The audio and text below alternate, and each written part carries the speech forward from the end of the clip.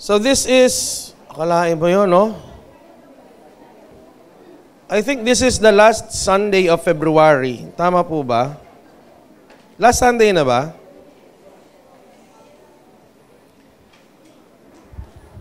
Dalawang buwan na po ang nawawala sa 2024. Napakabilis ng panahon talaga. Amen? At kung hindi po tayo tutulad sa sinabi po ng manunulat, the Lord teach us to number our days right. Baka po maubos natin ang mga araw ng ating mga buhay nang parang walang nangyayari. Amen. Nang hindi po natin na-serve ang tunay na purpose ng buhay na ito. Amen? Nakakalungkot isipin na kapag umabot tayo doon sa timeline, sabihin nating lahat timeline, na ibinigay ng Panginoon, ay hindi po natin nagawa yung dapat po nating gawain. Sad to say, worst case scenario, hindi natagpuan yung mga bagay na dapat gawin. Amen po? Napakabilis lamang ho ng panahon. Kaya po, patuloy nating saliksikin ang salita ng Diyos kung para saan ba talaga itong buhay na to. Amen? Mga kapatid, kung tayo ay magiging mayaman lang, marami lang titulo sa ating pangalan, marami lang sasakyan, bahay at pera, hindi po yan ang tunay na dahilan lamang ng buhay. Kasi we are made more than all of those things. Amen? Higit po ang ating buhay sa lahat ng bagay na yan. Kasi kung mamubuhay lamang tayo para dyan, tapos mawawala rin, nataalis din, para saan pa? Bakit ka pa dumating sa buhay ko kung mawawala ka lang din naman? Amen? No? Hindi parang ganun eh. Para saan ba? Yun na ba yun? Yun na yun? Amen? Lilipas po ang lahat ng bagay. Alam niyo po, nung nasa leaders mentoring ako nung kamakailan, banggit ko sa mga cell leaders natin, wag na wag ninyong kakalimutan, hindi po tayo para dito. Sabi mo sa katabi mo, hindi ka para dito. Hindi ka para dito. Kaya wag mong astahin na parang para dito ka lang. Amen? Alam niyo, eto tanong kumbinsido ka ba na hindi ka para dito?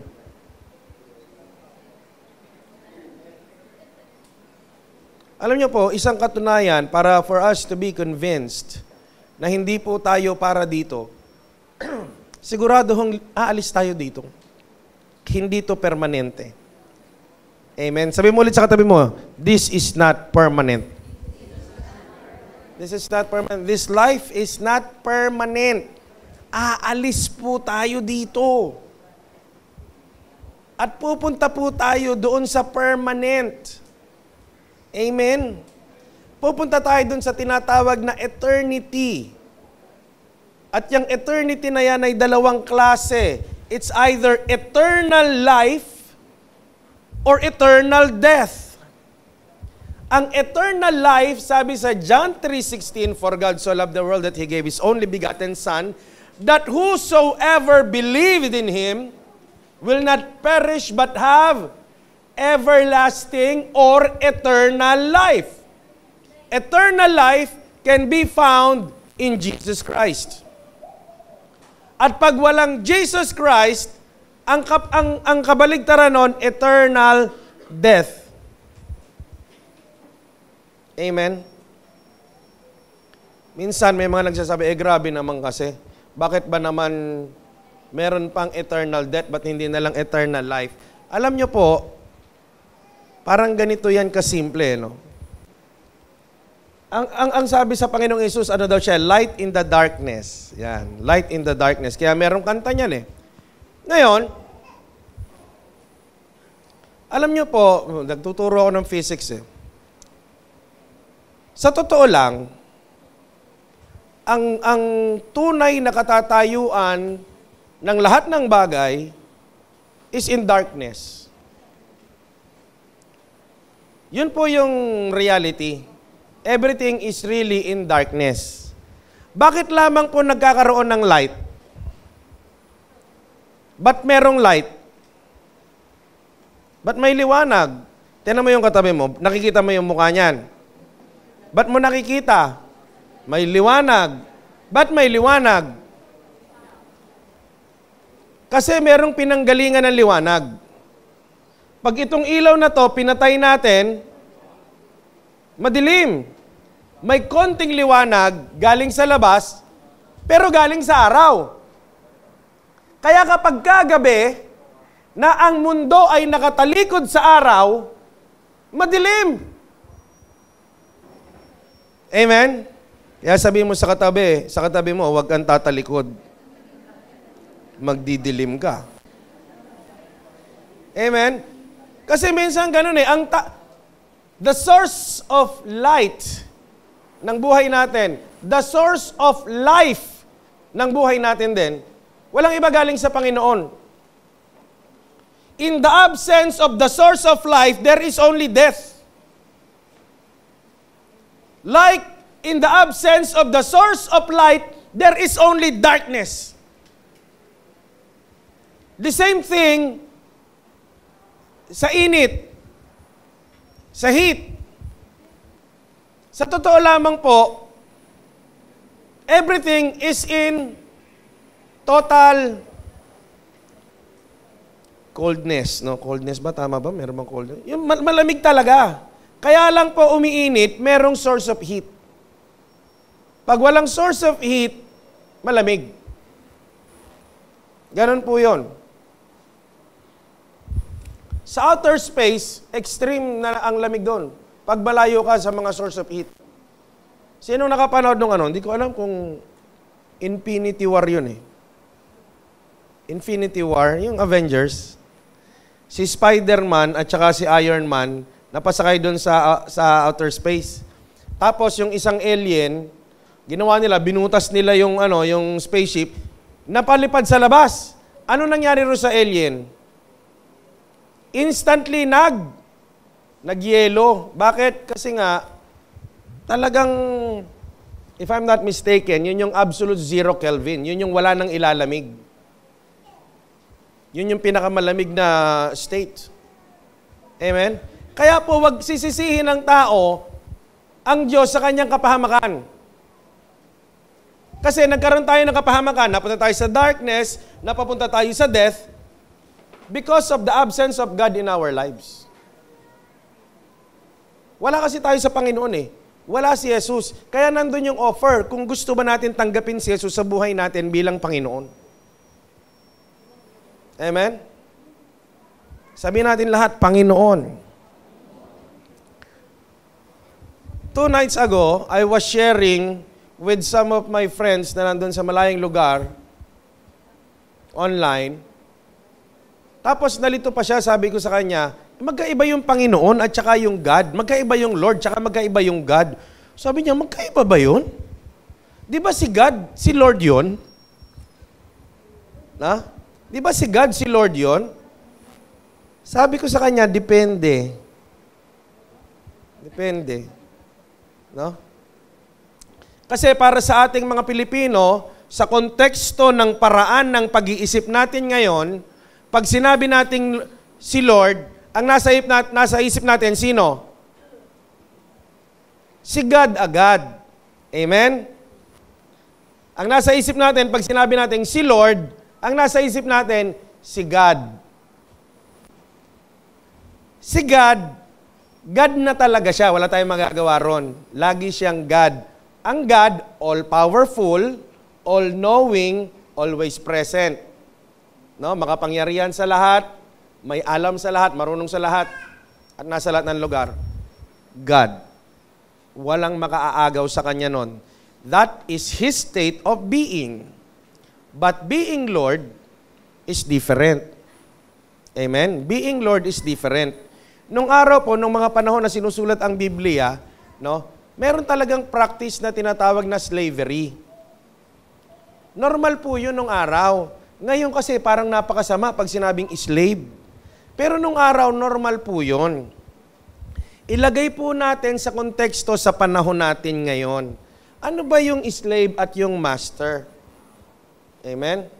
Yung master, ang katumbas din po nun, yung salitang Lord. Yung master at Lord, parehas po yun. Amen? Parehas po yun. Ngayon, ilagay natin sa pagkakaunawa natin ngayon, ha? Sa pagkakaunawa natin ngayon. Sino ho dito ang mga nagtatrabaho po sa company? Yung mga nagtatrabaho sa company. Meron po tayong mga managers. Tama? At doon sa ating department, sino pong nasusunod? Yung supervisor, yung manager, no? Kung sinong mas naandun sa hierarchy ng ating department. Amen. Sila yung mas nasusunod. Pag sinabi ni manager, sinabi ni supervisor, no? Huwag ka dyan sa pwesto na yan, dito ka. Anong gagawin mo? Anong gagawin mo? Ano yung dapat mo gawin? Sumunod. No? Pero pag matigas ang mukha mo, di ba? Ayoko po, ayoko dyan. Ano naman mangyayari sa'yo kapag ka patuloy kang lumalaban kay manager? Ano mangyari? Disciplinary action muna. Kaya yung iba, pinapalo muna eh. Amen? Ipagpatuloy mo yan. Ano mangyayari sa'yo? Pagpatuloy mo na hanggang dulo, sagarin na natin, haba tayo eh. Tanggal ka. Amen? Tanggal ka. Alam niyo po, nung tayo, ngayon, yun yung Lord. Siya yung nasusunod. Yun po ang Lord, nasusunod. Nung araw, ang konteksto nun, merong slave, merong Lord. Amen? For some people, God is the Lord of their life nung mga panahon na yon, but not for everyone. Not for everyone. Ngayon, yung iba, kaya tinatawag, you are God, my Lord. Dinudugsog nila yon. You are the Lord, our God. Kaya akala nila, it's the same thing. No, hindi. Sinasabi lang nila na ang Diyos ang Panginoon ng kanilang buhay. Bakit? Kasi pag sinabi ni Lord, huwag ka dyan, dito ka, lilipat yon. Kasi bakit? Panginoon niya si God. Ngayon, lahat ng tao, hindi po Panginoon si God. Alam mo kung bakit? Simple lang. Sabi ni Lord, huwag ka dyan. Dito ka. Ayaw. Amen? Ayaw. Sabi natin lahat, walang pake. Walang pake. Yung walang pake, ang ibig sabihin, pag walang pake, gagawin niya kung ano gusto niya. Wala siyang pake. Amen? Tanang mo katabi mo, ikaw, may pake ka ba? No? Malalaman mo kung si God, Lord ng buhay mo, kung meron kang pake. Ano yung tunay na may pake? Kapag sinabi niya, gusto mo gawin. Yesterday, sa mentoring ng leaders, nabanggit ko, na-realize ko si Jesus Christ nung nandito sa lupa, ang matindi niyang kalaban, yung mga religious people. Tayong mga Christians, specifically born-again Christian, yung iba pa, ang akala pag born-again, pag sinabing born-again, religion. Hindi religion ang born-again, hindi yan religion. No, hindi yan grupo. Sasabihin, hindi, mga born-again kayo. Sige, bahala kayo. Sige, pagdiinan nyo na lang yan. Gugulo lang tayo. But born-again is an experience. Born-again is an experience. Bakit experience? Kasi dati wala kang pake kay Lord. Dati nga, hindi mo siya Lord. God siya, kinikilala mo. Ay, si God, makapangyarihan yan. Uy, si God, kaya ako i-bless niyan. Kinikilala mo, alam mo yon. Demonyo rin naman alam eh. Di ba sabi sa Bible, maging ang demonyo man ay nananampalataya at, ano pa daw?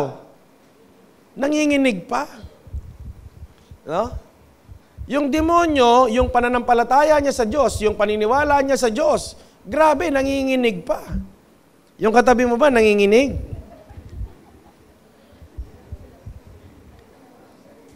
Alam nyo, hindi, bigyan ko kayo ng example dyan, nanginginig pa. Nung araw, may pelikula si magkakaalaman may pelikula si Vic Soto. Nalimutan ko yung basta ikaw, nanginginig pa. Di ba? No? Basta ikaw, nanginginig pa. Vic Soto and Rosana Roses yata. No? Si Lord, no? Siguro kung ang gagamitin ko yung salita natin ngayon, si Lord tigas nakakasabi sa'yo, hindi ka pa rin natitinag. Amen? Kasi bakit? Walang pake. Kasi God siya pero hindi Lord sa buhay. Now what is a born-again experience? When you made that decision to accept Jesus Christ as your Lord in your life. Now you become born again. Why? Because your old life is no longer there. You have a new life. Your former life is gone. Kaya sinasabi sa 2 Corinthians, to anyone who receives Christ, he is a new creation. Ang nakipag-isa kay Kristo, bagong nilalang. Bakit bagong nilalang? Nung tinanggap si Kristo, nag-iba na yung buhay. Dati walang pake, dati hindi. Lord si God, ngayon, Lord na niya si God. May pake na. Amen? Kaya, not everybody in the church is born again. Hindi porket pumasok ka dito, nagsimba ka, kahit nga 10 taon ko na rito, baka pwedeng hindi pa rin born again eh. Kasi bakit? Eto pati hindi ko po ito minamasama. Kasi tayo, ganito tayo mag-share ng word, no? Praktisado tayong ganyan eh. Uy, para maligtas ng taon na to. Julian, tinatanggap mo ba si Jesus bilang Panginoon ng buhay mo? Opo, sumunod ka sa panalangin ito. Taas mo yung 2 kamay. Sabihin mo, Panginoon, tinatanggap kita. No, Jesus, tinatanggap kita bilang Panginoon ng buhay ko. O yun, ligtas na to. Yes, thank you Lord. No? Born again ka na ngayon, tinanggap mo na si Lord. Pero yun, sumunod lang sa'yo, sa sinabi mo. Pero yun, wala talaga sa puso niya. Kasi bakit? Tayong mga Pilipino, pinalaki tayo, basta si Jesus ba, wag mong tatanggihan yun. Ang sama-sama mo, pag hindi mo ginawa yun, lagot ka kay Jesus. Di ba ng mga bata tayo, uy, magagalit si Jesus? Kaya tayo, pag sinabing, tinatanggap mo ba si Jesus? Oo, syempre, si Jesus yan eh. Sino magsasabing hindi? Amen? Pero alam mo sa Japan, merong mga nag-share, palibasa, hindi nila alam si Jesus. No? Sa Russia, yung mga hindi talaga nakakilala. Do you know Jesus Christ? Do you want to accept Him in your life? Sasabihin nila, who's that? I don't even know Him. Why should I accept Him? Sabi nung iba, ayun, kasi bakit? Totohanan eh. Ang problema sa atin minsan, puro tayo drama. Ang dami natin kaikigan sa buhay. Ano? Hindi, kay Lord yan, wag kang tatanggi. Kaya minsan, alam niyo po, lalo na pag-eleksyon, ang mga politiko, palipat-lipat na simbahan yan. Pagpasok dito, tatanggap yan. Doon sa kasunod, tatanggap ulit yan. Lahat ng pasukan yan, tatanggap yan. Amen? Ito tanong, totoo bang tinanggap? Amen? Kanina may tinanong ako. Sabi ko doon sa tinanong ko, baka maapektuhan yung PowerPoint. Sabi ko sa kanya, Brad, kailan mo papakasalan yung girlfriend mo? Gulat siya. Sabi niya, pressure. Na-pressure ako bigla, pastor Out of nowhere, bigla-bigla mong tinanong yan. No? Paano mo mapapatunayan na kumbaga yung relasyon na yon na meron ka doon, gusto mong itali, tas susunod ka na talaga ron habang buhay? Syutain mo?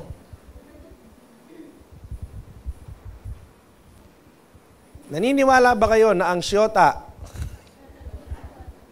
no, pakinggan no, ay magtatagal pang habang buhay? Angelo, dati nung boyfriend mo pa lang si Paeng. Naniwala ka ba mag-i-stay yan? Yung sure na sure ka, ito hindi na ito aalis. Na? Kailan ka naging sure? No? Nung ano daw? Binayaran na? Ano daw? Ano? Nung may anak na. Okay. Ilan dito ang inanakan? No? Na hindi naman nag-stay. Meron. Sa bagay, yung iba rin pag pinakasalan Kasi ang hinahabol ko talagang answer doon, minsan nagkakaroon ng security yung isang babae, pag pinakasalan na daw. Tama po ba? Sabi naman ng iba, scam. Hindi, but kung tayo, lalagay lang muna doon sa normal, ha? Doon muna po tayo sa matino. Kung lalagay muna tayo sa matino, doon sa tamang konteksto, parang naseselyuhan yung pagsasama na parang, teka lang, kaya nga pwede mo nang idemanda Amen? Kasi meron ka ng tinatawag na karapatan. Bakit? Kasi kasal. No. Kayo gusto niyo ipaglaban yung karapatan niyo? Demanda niyo. Kasi bakit? Merong karapatan. Pag naselyuhan yun, amen? Pag naselyuhan yun ng kasal, kapag ka yung relationship naselyuhan, ibig sabihin yung relasyon na yon is already a covenant. Kaya pag ako po nagkakasal, sinasabi ko, kahit nung nag-usap kami nila Paeng, sabi ko sa kanila, ang pamimilian nyo kasi is either civil wedding or church wedding. Itong church wedding na to, although ang nasa isip kasi natin church wedding, dapat yung nasa loob ng church. Hindi. Kapag ang nag-facilitate ng inyong kasal is a minister of God, ibig sabihin nun, you are coming forward to God. Gusto ninyo, si Lord ang nagbasbas ng pagsasama ninyo. Ang sabi sa Bible, ang pinagsama ng Diyos, hindi pwedeng paghihiwalayin ng tao. Ang problema, lumapit yung iba sa Diyos, pagsamahin sila, nung magsasabi sila ng I do, pero nung gusto na nila, I don't, pupunta na sila sa judge. Amen? Nung magsasama, lapit sa Diyos. Nung maghihiwalay, lapit sa judge. Ito, tandaan nyo, pag lumapit kayo sa Diyos, pinagsama kayo. Lumapit ka man sa judge, mapaghihiwalay kayo sa papel at sa legalidad ng mundong ito. Pero sa panahon ng Diyos, kasal ka pa rin. At kapag ikaw ay umalis sa pagsasama na yan at sumama sa iba, habang buhay ka nang mabubuhay sa kamalian, gusto mo pa bang magpakasal? Lahat ng kinisal ko, diniscourage ko magpakasal. Abay, isipin mabuti. Kasi, kapag nandiyan ka na, no, maliban na lang kung talagang life-threatening moment, hindi ka na dapat umalis dyan. Ano man ang ma-discover mong kamalian sa buhay niyan, wala ka nang magagawa. Pinakasalan mo And marriage should be like that. Alam niyo ho, kaya bumagsak ang Europe, ang West. Bakit nag-deteriorate? Alam niyo ba ang divorce rate nila? Ng kanilang pagsasama?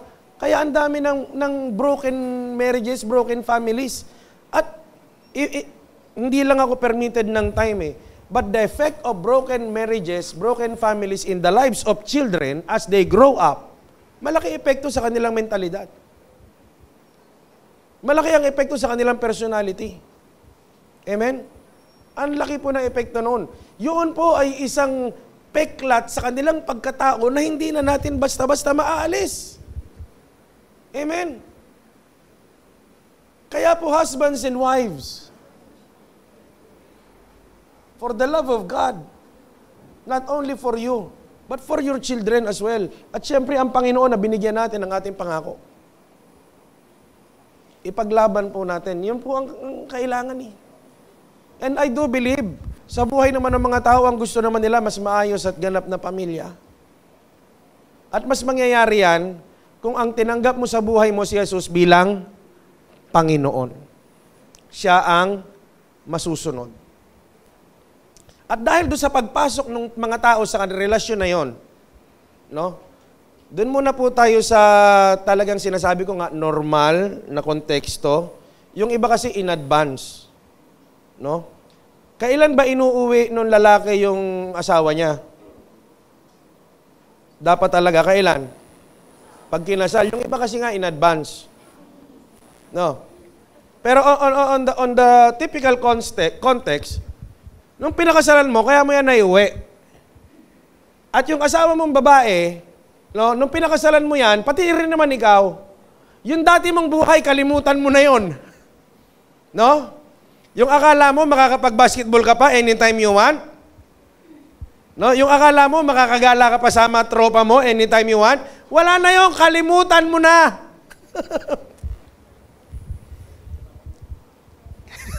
Kinalimutan na raw. Hindi kasi mag-iba talaga. Yung pera mo na dati, ikaw lang, bili ka ng bili ng sapatos. Sapatos mo, 10 pares. Iisang pares naman yung paa mo.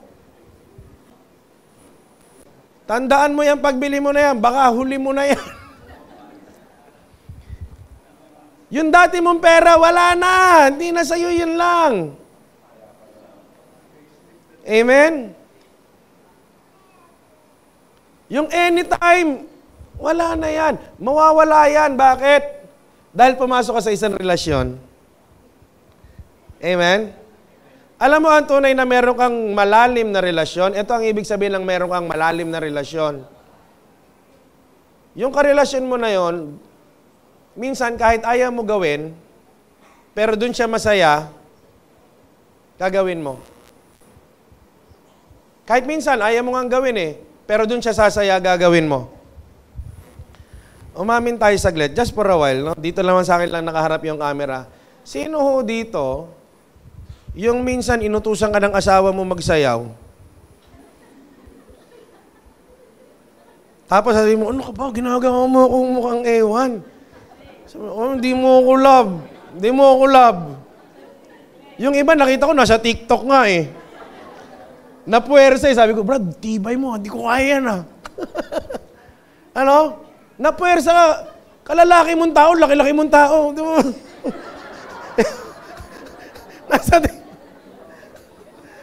Pinilit kahit ayaw mo gawin. Bakit? Dahil doon sa relasyon nyo. Dahil doon sa pagmamahal mo sa kanya. At minsan, meron kang gustong gawin, hindi mo magawa. Kahit gusto mo, dahil sa karelasyon mo. Amen? Magbabasketball lang sana kami, sasabihin naman sa'yo, sige, umalis ka. Pinapayagan mo ba ako? Sige nga, umalis ka. Sige, hindi na ako aalis.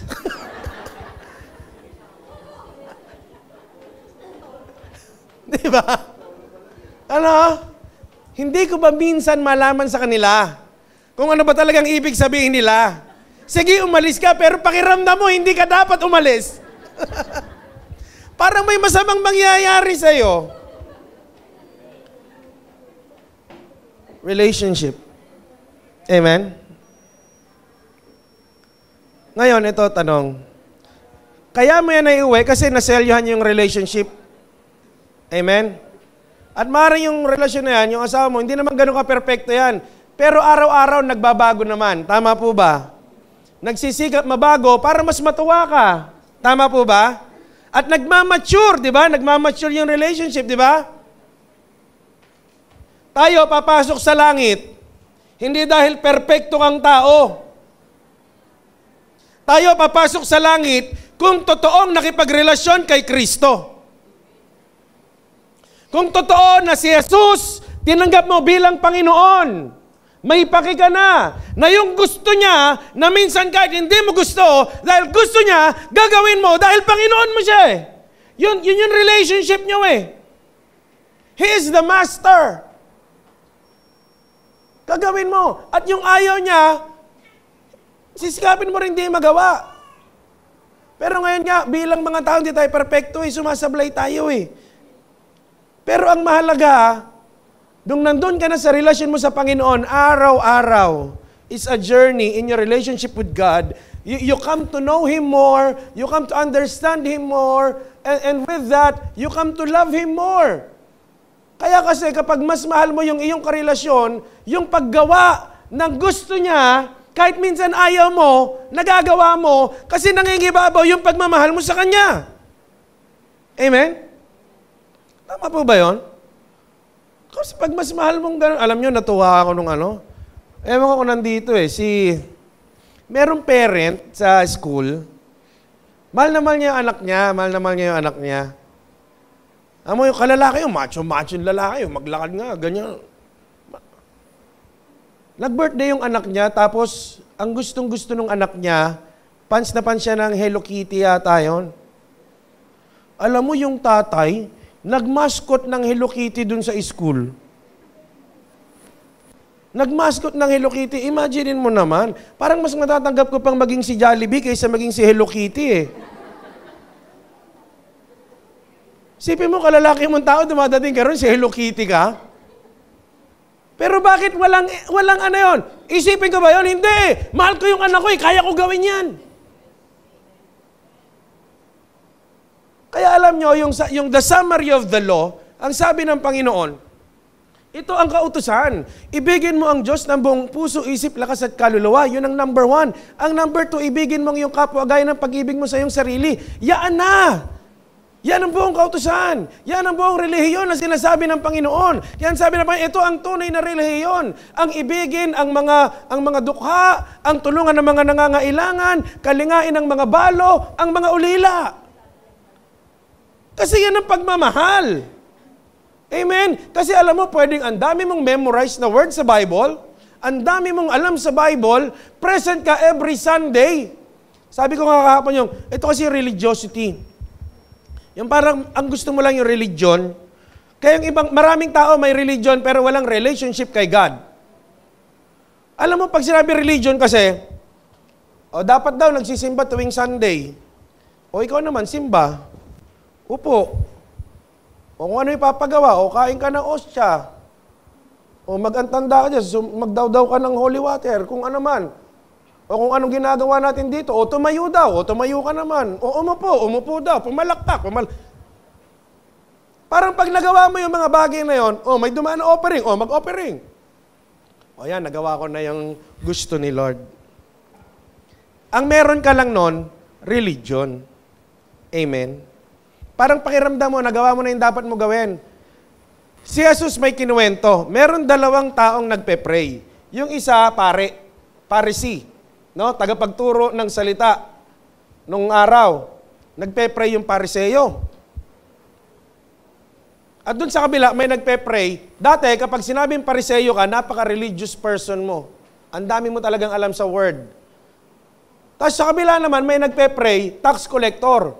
Pag ang label mo naman nun, tax collector, ang tingin sa'yo ng lipunan, napakasama mo. So sabay sila nagpe-pray.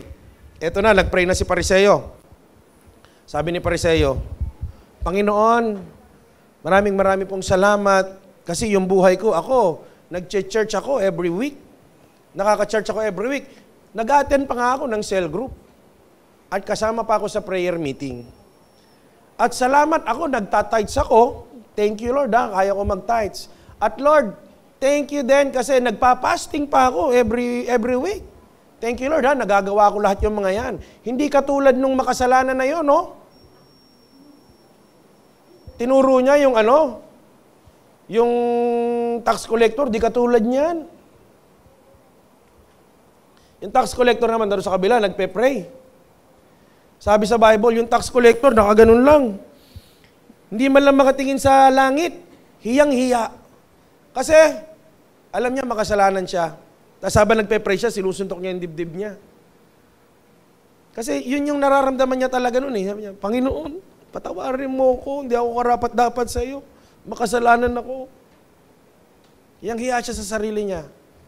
Sabi ni Jesus, palagay mo, sino sa dalawa pinakinggan ng Diyos? Amen? Samantalang yung isa, he did everything right. Nag-church every Sunday, nagtatites, nagpa-fasting. Walang absent. Kasi yon ang meron lang, religion. Pinractice lang. Pero ito tanong, kamusta puso mo? Tanongin mo katabi mo, kamusta puso mo? Yung bang pagiging Panginoon ni Jesus sa ating buhay, yung relationship, yung pagmamahal natin sa Kanya, yun ba yung nagahari? Amen? Kaya alam niyo po tayo ngayon nakaupo. Ngayon, eto ha, don't mistaken me na nire-require ni Lord for you to have a perfect life. Gusto ni Lord magkaroon ka ng perfect life. Pero yon, alam mo, si Lord ang tutulong sa iyo magawa yon. Tinatrabaho tayo ni Lord. Amen. Tinatrabaho po tayo ni Lord. Araw-araw po niya tayong binabago. Kasama si Lord. Amen? Sinong nandito yung asawa nila? Tingnan mo yung asawa mo. Di ba, laki na ng pinagbago niyan? Di ba, kahit pa paano naman, lingunin mo, 5 years ago, 10 years ago, ibang-iba na rin yan. Nag-improve pa rin naman yan. Amen? At alam mo, may contribution ka dyan. No? Lahat ng pandidilat na ginawa mo dyan.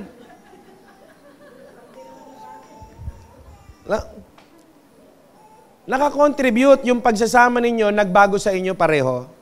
Amen? Alam mo, kapag tayo totoo relasyon natin sa Panginoon, yung paglakad natin sa buhay natin, araw-araw kasama siya, yun po ang magiging instrumento ng Diyos para tayo mabago. Kaya kapatid, lakad lang kasama si Lord. Huwag mo siyang i-divorce. Amen? Kasi alam ni Lord, hindi po natin kayang iligtas ang sarili natin. Kaya siya nakipagrelasyon sa atin. Ngayon, ito, going back. Yung babae na iuwi ng asawa niya, di ba? Alam niyo po tayo, papasok sa langit, iuuwi kasi tayo ni Lord. Bakit? Kasi totoong may relasyon ka sa Kanya. Amen? At ikaw lang naman talaga makakaalam kung totoong may relasyon ka sa Panginoon. Kasi dito, we can see the religious practices of everybody. Wow, si sister, present every Sunday. That's good naman. Hindi ko sinasabing umabsent kayo, ha? Kaya lang ito kasi yun eh. Yung pagpunta mo dito every Sunday, anong dahilan? Anong dahilan?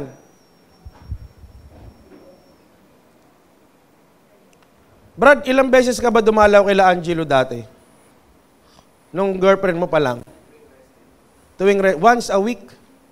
Once a week ka lang nakikipagkita sa kanya? Totoo ba yan, Angelo? Once a week lang?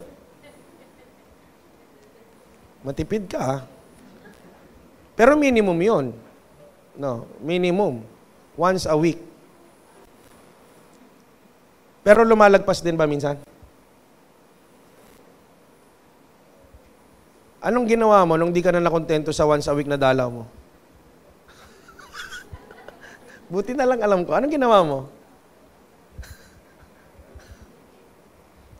Anong ginawa mo? No, parang ano na? Kumakain sa labas, no? Alam ko to, bandang huli, doon na tumira eh. Doon ka na tumira, di ba?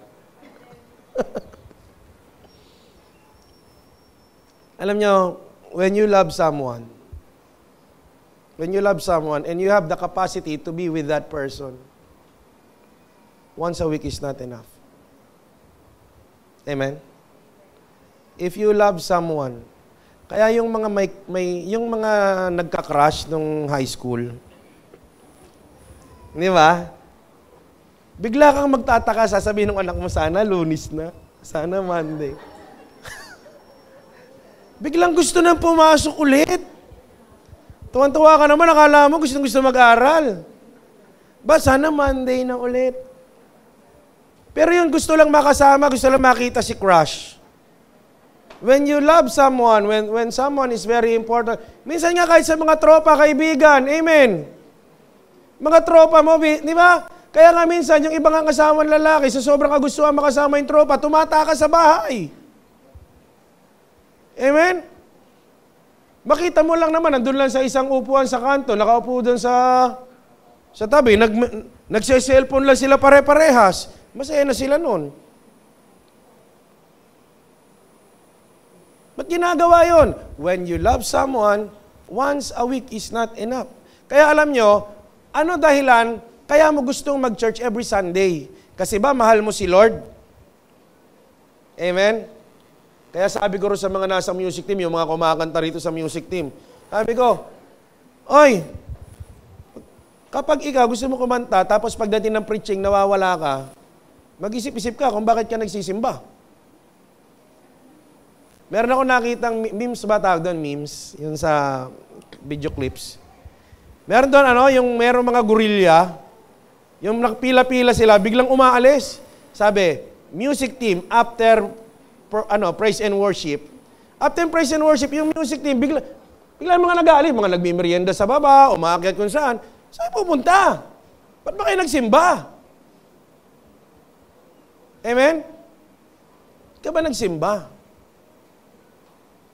Ngayon, kapag andun yung grabing pagmamahal mo kay Lord, ang dahilan ng pag-attend mo sa church kasi mahal mo si Lord. Amen? Maging dun sa pagbibigay natin. Alam mo, kapag mahal mo kasi, walang issue ang pagbibigay. Amen? Merong mga nagtatanong sa akin, meron kasi akong video nun, tama pa bang mag-tithes? Daming, ako ayoko na masyado kasing, ito lang yan eh. Alam mo, ang totoong nagmamahal, walang bilang ang pagbibigay. Walang bilang ang pagbibigay. Amen? Sino rito may mga anak na may binibigay kang baon na pera araw-araw? Binibilang nyo ba? Uy, ang dami ko nang nabigay na baon sa'yo mula nung grade 1 ka Inisip mo ba yun? Hindi mo inisip yun eh. Ang nag-iisip ka pa nga, uy, alam mo, pag ikaw, lalo ka nag-very good, bibili kita ng ganito. Kahit mahal, minsan gagawa mo ng paraan. Mahal mo eh. Alam mo kahit yung pagbibigay natin sa Lord, kung ang nasa isip talaga natin para kay Lord, wala ring issue at wala ring bilang ang pagbibigay. Alam ni Lord kung anong kaya mo. Amen? Alam ni Lord yan. Kaya ang 10%, 10% na yan, walang issue yan. Some of you here, lumalagpas pa sa 10%.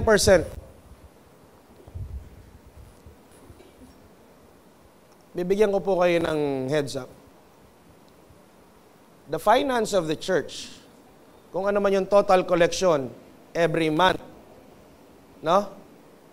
80% of that ay galing lang sa 20% na tao dito sa loob. Sasampulan ko lang sasampulan ko lang. Halimbawa, 100 ang miyembro natin. 100 ang miyembro natin.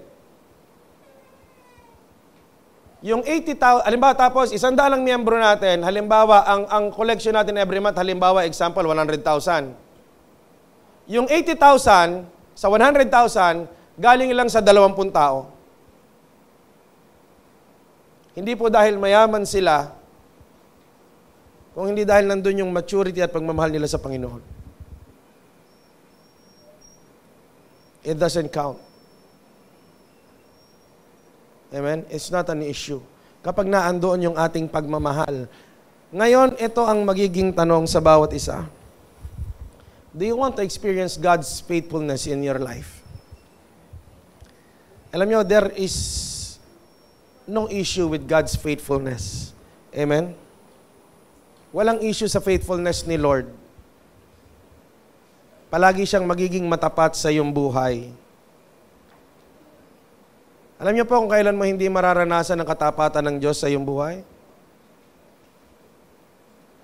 Kapag wala ka sa presensya ng Diyos.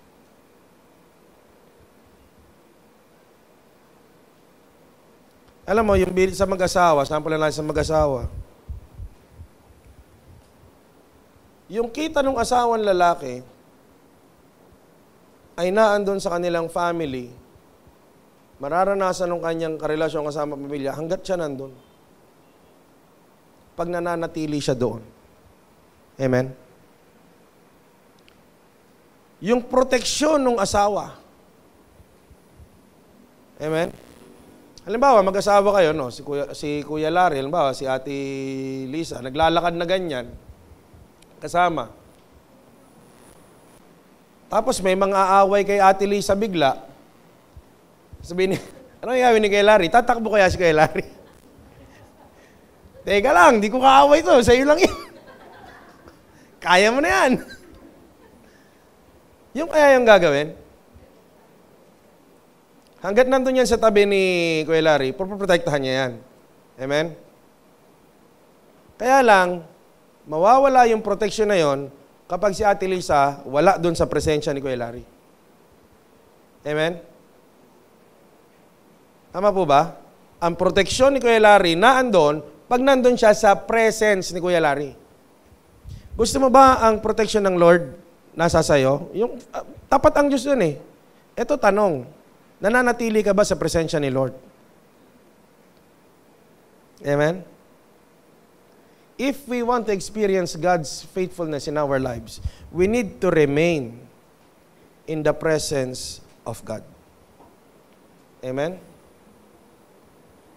Ito nga yung tanong, kailan naman nagkakaroon ng rights for annulment or divorce yung mag-asawa?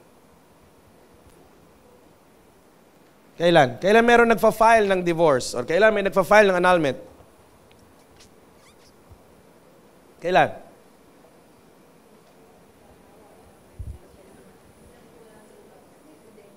May ebidensya. Ano? Ebidensya ng ano? May iba na. Ano? Gano. Alam niyo kasi may kontrata yan eh. Kaya nga tayo pumipirma ng marriage contract. And under the Family Code of the Philippines, meron niya mga certain laws, no rules, na dapat din maging pamantayan ng pagsasama. Amen? May mga bagay kang kailangang ibigay, may mga bagay kang na kailangang gawin. Yung property nga, nagiging conjugal. Kaya ngayon, nauuso na yung prenup. No? Kay Bea, no? Updated. Yung ba talaga yun? Ay, nakichismis eh. No? Kaya iba may prenup kasi pag, halimbawa walang prenup, pag nagpakasal kayo, kahit yan, ay mana do sa pamilya mo at nung pinamana sa iyo, kasal na kayo, madadama yon. Property niyo na mag-asawa ngayon yan. Bakit? Pag merong tinatawag na mga hindi pagsunod do sa kontrata. No? When we violate the contract, when we violate the covenant, amen? Kaya for us to experience God's faithfulness, una, yung sinabi kanina, we need to stay in the presence of God. Pangalawa, we need to stand on the Word of God. Dapat, para ang katapatan ng Diyos manatili sa atin, doon tayo tumindig sa sinasabi ng salita ng Diyos. Kung ano yung sinasabi ng salita ng Diyos, yun yung ating gawin. Yun yung ating tindigan sa ating buhay. Amen? Kasi alam niyo po, ang pangako ng Diyos, sigurado mangyayari yan. Tapat ang Diyos. Kaya lang, lahat ng pangako ng Diyos ay conditional. Amen? Conditional. Halimbawa, isang sinasabi ron, kung gusto mong humaba ang iyong buhay at managana sa lugar na pagdadalhan sa iyo ng Panginoon, ano raw dapat mo gawin? Hahaba yung buhay mo, kung saan ka man dadalhin ni Lord, tapos pagpapalain ka doon, ano yung isang paraan para yung promise na yun mangyari sa'yo? Honor your mother and father. Igalang mo ang iyong mga magulang. No? O sige, gusto mong mamatay agad? Gusto mong wag kang pagpalain ng Diyos sa iyong buhay? Simple lang gawin mo. Maging suwail kang anak. Mawawala yung pagpapala ng Diyos sa buhay mo. At ito minsan sasabihin mo ba, oy, pastor, bakit naman ito? Suwail sa magulang, yumaman. Money is not always blessing. Money is not always blessing. Hindi po lahat ng mapera, mapayapa. Hindi po lahat ng mapera, kontento. Alam mo anong mayaman? Ito ang tunay na mayaman. Ang tunay na mayaman is when you have peace, contentment, and joy with what you have. Kasi alam mo, pwedeng ang yaman-yaman mo na, pero feeling mo, kulang na kulang ka pa rin. Yung ang dami-dami mo ng pera, pero feeling mo, parang hindi ka makontento. Parang kulang pa rin, parang short pa rin. Amen? Pero alam nyo, ang tunay na yaman ng buhay. Kapag maayos yung pamilya nyo, masaya yung pamilya nyo, you have what you need, healthy kayo. Hindi kayo magulo, hindi kayo nagrarambulan. Pero ang dami nyo ng pera, halimbawa, tapos nag-aaway yung mga magulang mo parehas, gusto mag-file ng divorce. Gera kayo lagi sa loob ng bahay. Kahit anong sarap ng pagkain mo, ewan ko kung makakain mo pa. Amen? Kahit naandun ka pa sa exclusive school, kapag ka ganong bahay ang uuwian mo, ewan ko. That is not the rich life. Kailangan itama po natin, understanding natin. Kaya lang kasi tayo, yan instrumento ng kaaway. Silawin tayo sa maraming bagay. Uy, wala ka nito, wala ka nito, wala ka nito. Ang dami papakita sa yung wala ka, hanggang ang dami mo nakita parang wala ka, hindi mo na nakita kung ano yung meron ka. Amen? Hindi na natin minsan ma-appreciate ang sarap ng may kasabay kumain na pamilya. Hanggang maranasan mong wala na yon, subukan mo. Amen? Nung matanda ka na, yung ilan ditong mga naulila na sa magulang, wala nang magulang, tapos ngayon, bigla mong namimiss, masasabi mo, namimiss ko nung araw na mga pinagagalitan pa ako, sinisermo na ng tatay ko, ng nanay ko. Tapos ngayon, wala na. Darating ang araw, it will just be a memory. Darating ang araw, it will just be a photograph. And the only thing that you can do is to miss that moment. Amen? Kaya lahat po ng pinagpala ng Diyos dito ng mga ganong moments, samantalahin mo yung moments, blessing yan. Akala mo hindi, minsan akala mo, hindi ako blessed ni Lord. Bakit? Kasi ang sweldo ko, ano lang ganito lang Magkaroon tayo ng tamang pananaw sa tunay na pagpapala ng Diyos. Amen? Amen? Kaya mga kapatid, sabi po ng John chapter 3, unless a man be born again, he cannot see the kingdom of God. Amen? Sabi natin lahat, born again. At ako po yung magtatapos na dito sa title ng aking. And then for some reason, I do not know. Title lang yan ng aking slide. I have 26 slides. But this is just slide number 1. But I do believe na yun na yung mensahe ng Panginoon for this moment. No? I want us to understand. Sinabi ng Panginoon in John chapter 3 that unless a man be born again, he cannot see the kingdom of God. Mga kapatid, ang pagtanggap kay Jesus ng totohanan bilang Panginoon ng ating buhay, totoong Panginoon, tunay na Panginoon, yung totoong pumasok sa relasyon, parang isang tao na pumasok sa pag-aasawa, at yung relasyon na yon ang naging dahilan para araw-araw nababago rin yung kanyang buhay. That is why na ang taong nakipag-isa kay Kristo ay mayroong kasiguraduhan ng pagpasok sa kalangitan. Papasok ka sa langit, hindi dahil na perfect mo. Papasok ka sa langit kasi perfect siya. Amen? And He did everything that is required. May uwi lamang po tayo sa langit. Amen? Paano yon? Ang sabi sa Romans chapter 6, ang kabayaran ng kasalanan nating lahat, kamatayan. Naalala niyo yung sinabi natin kanina? Death versus life. No? Light versus darkness. Kailan lang merong light? Pag merong source of light. Pag wala yung source of light, nasa darkness ka lang. Kapag wala sa iyo ang source of life, nandun ka sa death. Amen? Pag wala sa iyo ang source of life, sigurado doon ka pupunta sa death.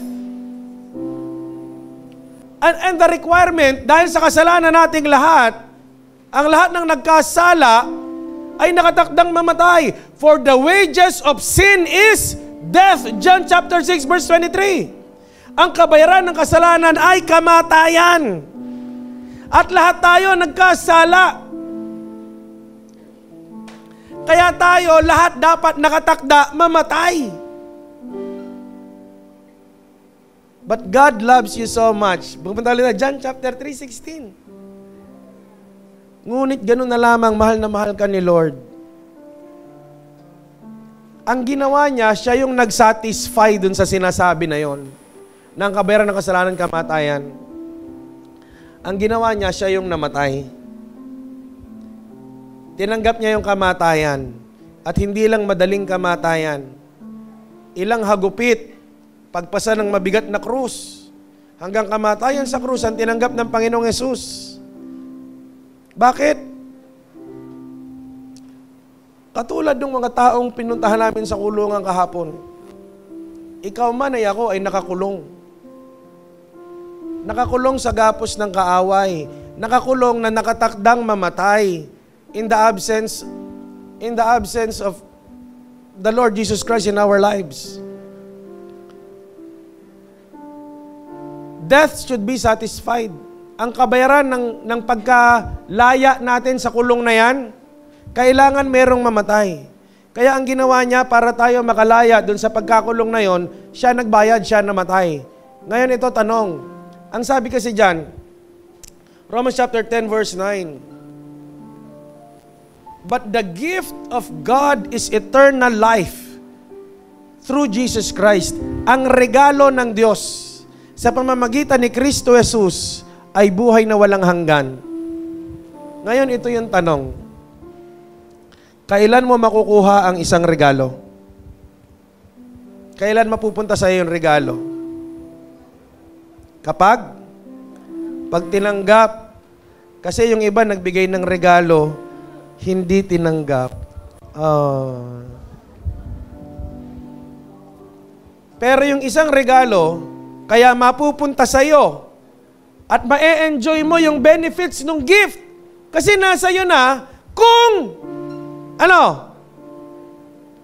tatanggapin mo. Amen? Gusto ko kasi lagi yung Word of God i-contextualize dun sa panahon natin ngayon na maunawaan natin no? Today, Ate Lisa is benefiting the benefits of having Kuya Larry in his life. Why? Because she accepted Kuya Larry in his life. Ate, tayo nga kayo. Para di kayo kilala ng iba Tayo kayo. Mag-asawa po yan. Palakpakan po natin sila. Mag-asawa po yan.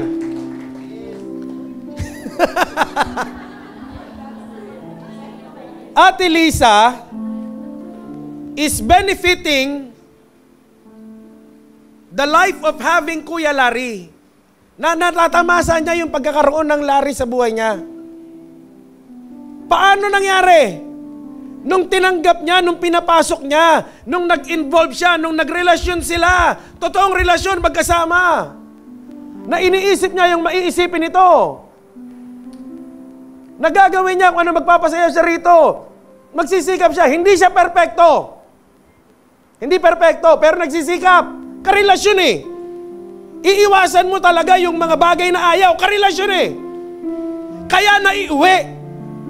Kaya magkasama. Kaya maiuwi. Kasi yung relasyon totoo. Amen?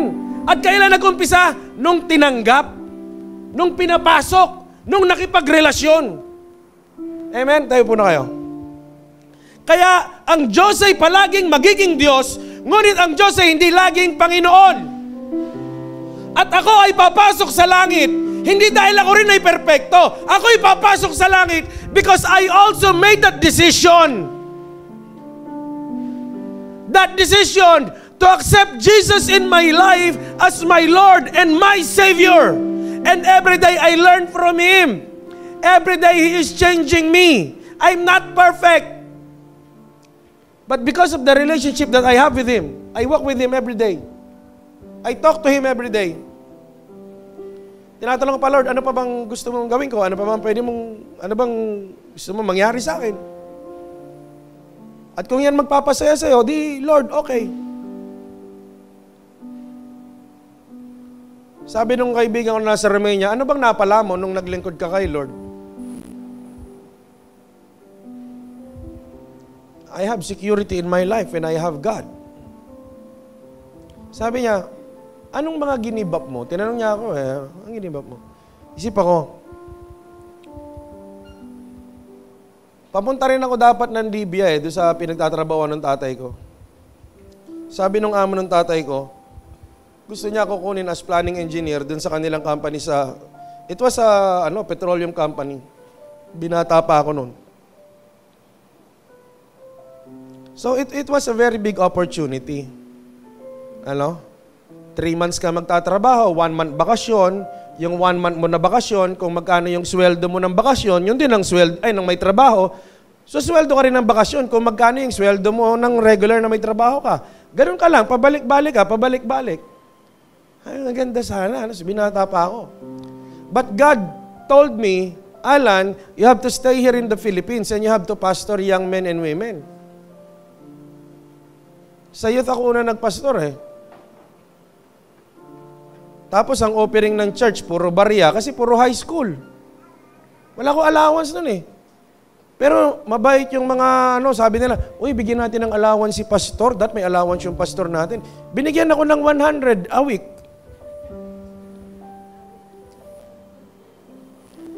Sabi nung kausap ko sa Romania, yun yung pinagpalit mo?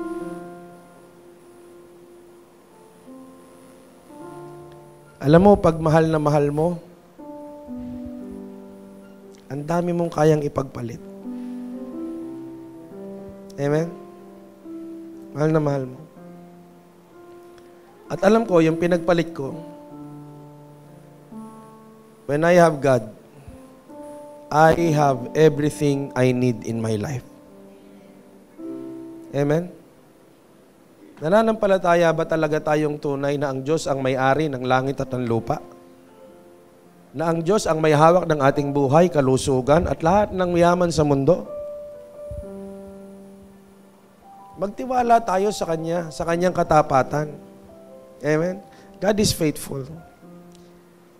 Ito na lang po magiging tanong sa atin lahat.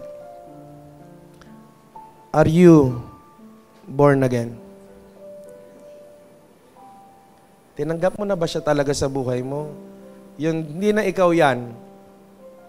Yung dating Lisang dalaga, wala na yun Kasi dapat, Larry and Lisa na ngayon.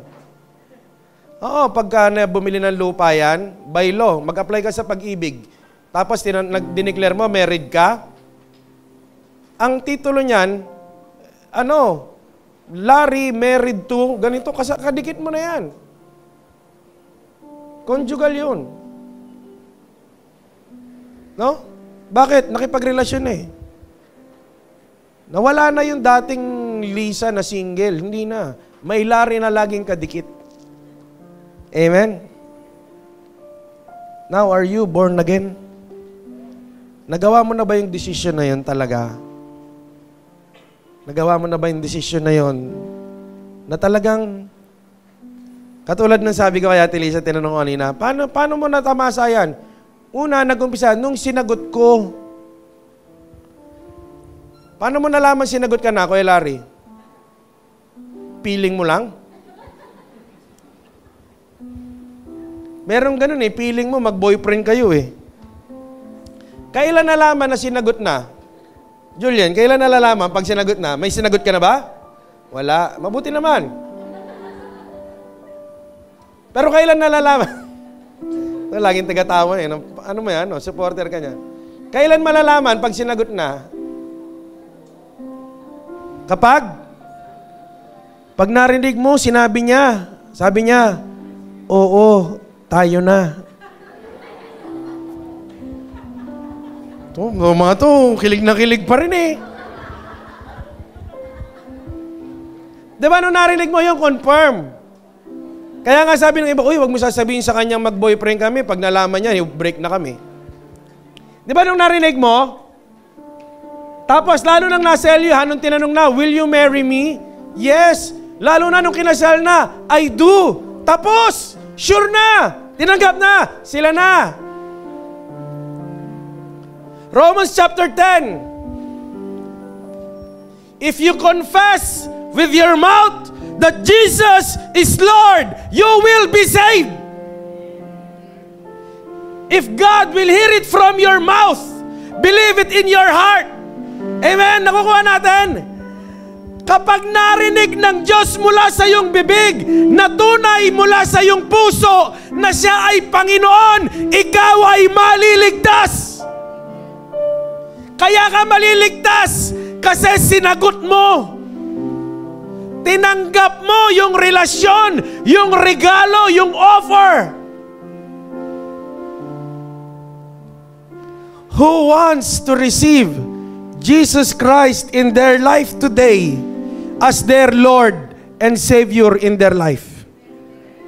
Pwede po ba magtaas ng kamay yung gustong tanggapin si Jesus bilang Panginoon? Yung totoo na, hindi lang yung hindi na yung para kasi sasabihin dati ng iba. Siyempre, oo ko talaga. Pero kung baba na po natin. Pag hindi mo kayang pumasok, huwag ka pumasok sa isang relasyon na hindi mo papangatawanan.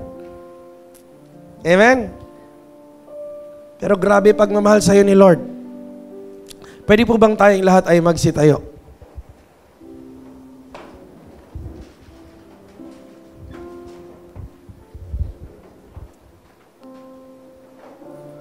If this message has touched your life and heart right now, ano po? Ang sabi po ng Book of Revelation, kapag narinig mo ang mga silitang ito, naririyan ng Panginoong Hesus kumakatok sa iyong puso. Maaring yung aking boses ang naririnig ninyo, ngunit ito ay mga salita ng Diyos mula sa kanyang aklat, speaking to you. At this very moment of time, this is a very personal moment with you and God.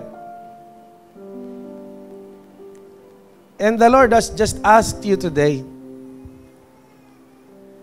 gusto mo ba akong tanggapin sa iyong puso, sa iyong buhay? At ang sabi ng Panginoon, kapag tinanggap mo ako, papasok ako sa buhay mo. Kakain kasama mo, mabubuhay na kasama mo, we will have a relationship. And you will learn from me. And I will change your life because of this relationship. Kung sa mga sandaling ito, you know that you haven't been born again. Ano sabi ko ngayon born again? Kapag ka pumasok ka na dun sa bagong relasyon kay Jesus, na siya na talaga Panginoon, papanganak ka ulit, mawawala na yung dating ikaw, magkakaroon ng bagong ikaw, kasama si Jesus bilang Panginoon. It's not a religion. It's a relationship. Sa lahat po ng gustong tumanggap kay Jesus, pwede po bang itaas mo yung iyong kamay at yung isa mong kamay lagay mo sa iyong puso? And this moment, hindi ko po kayo ngayon pangungunahan na sumunod sa aking panalangin. I want you to pray a very personal prayer this morning. Naririto po ang Panginoon. Ang sabi niya, saan man may 2, 3 nagkatipon ng dahil sa Kanya, naroon siya sa kanilang kalagitnaan. Jesus is here. At habang ikaw ay nakatayo dyan, at talagang gusto mo na siyang tanggapin sa iyong puso, you want to be born again, you want to have a new life. Sa sarili mong kapamaraanan, manalangin ka ngayon at masabi mo na, Jesus, tinatanggap kita ngayon sa aking buhay. Pumasok ka sa aking buhay. Nais kita maging Panginoon. Nais kita maging tagapagligtas. Nais ko magkaroon ng tunay na relasyon sa iyo. Gusto kong ipanganak muli sa isang bagong buhay na kasama ka, karelasyon ka. In your own words, Tell it to Jesus right now. Manalangin ka ngayon. In your personal prayer, speak to God.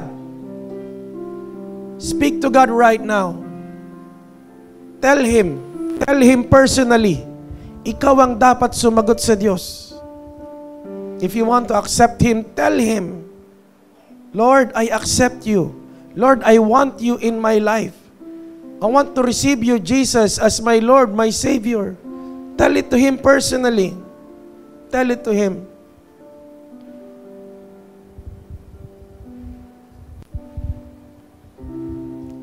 Come live in me all my life.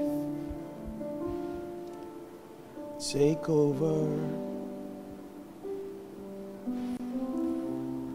Come breathe in me.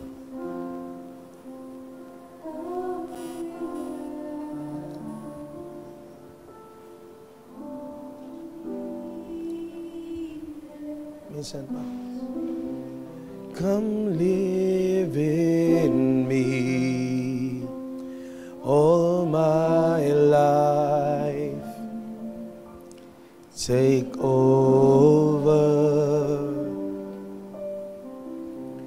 Come breathe in me, I will rise.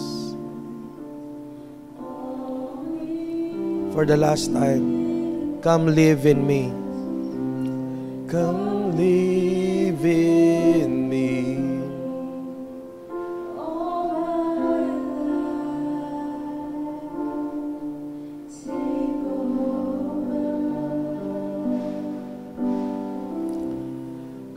Breathe in me, I will rise. Heavenly Father, we thank you for your words that we have heard today. Maraming salamat sa mabuting balita ng kaligtasan. Na kami ay naligtas, hindi dahil sa kami mabuti, kung hindi dahil sa ikaw ay mabuti. Na sa kabila ng napakarami naming kasalanan, na sa kabila ng aming hindi pagiging matapat sa iyo, ikaw ay nananatiling matapat. Ikaw ay nananatiling nagmamahal sa amin. Salamat, Panginoon, dahil sa aming karumihan, minahal mo pa rin kami. Na Lord, iniligtas mo kami, Panginoon, sapagat hindi namin kayang iligtas ang aming mga sarili. Salamat sa napakadakilang pag-ibig mo sa aming lahat. At dalangin ko po, Panginoon, sa bawat tao na nagdesisyong tunay sa umagang ito, natanggapin ka sa kanilang puso, natanggapin ka sa kanilang buhay bilang totoong Panginoon, bilang totoong tagapagligtas ng kanilang buhay. Father, I pray for that relationship, Lord. Nahayaan mo na lalong mag-grow, lalong yumabong, Panginoon, lalong lumalim ang kanilang relasyon na yan sa iyo, na sa araw-araw, lalo kanilang makilala, lalo kanilang maranasan ang iyong pag-ibig, ang iyong kapangyarihan. And I pray for your promise na kapag isa'y nanampalataya, siya at ang kanilang buong sambahayan ay maliligtas. I declare salvation for every family, Lord God, na tumanggap sa iyo, Panginoon, sa umagang ito. At dalangin ko ang patuloy, Lord God, na pagkilos ng banal na Espiritu Santo sa buhay ng bawat taong naririto at nakikinig sa mensaheng ito. Sa makapangyarihang pangalan ng aming Panginoong Hesus, ang lahat ng anak ng Diyos ay magsabi ng Amen and Amen. Sabihin mo sa katabi mo ngayon bago umupo, congratulations. Amen. Congratulations. Di ba sa mga bagong kasal, ganyan ang bate? Congratulations. Ngayon, may relasyon ka na kay Lord. May bago ka ng buhay. Salamat. Today, you have been born again. Salamat po sa Panginoon. Palakpakan ulit natin ang Lord sa ating pagupo.